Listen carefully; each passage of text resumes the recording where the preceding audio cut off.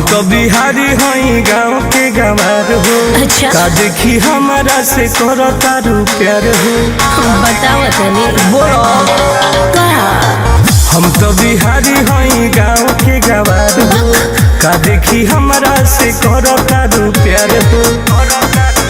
खाली तो कबू की कुछ बोलबू तू सुना अरे बोलो ए बिहार वाला लड़का I love U A UP वाला लड़का आई लव यू बोलो ना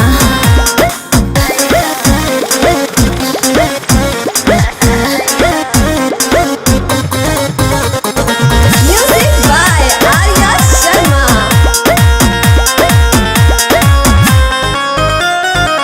का जाने कैसन हुक्म रहेलू सहर हो। ई कुल्ही चीज से हमरा लागे बड़ी डर हो।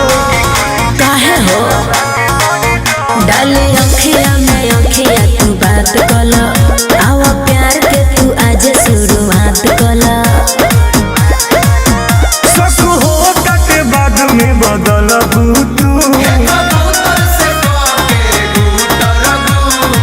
ए बिहार वाला लड़का आई लव यू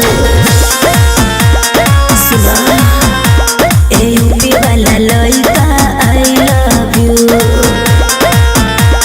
हर बोलो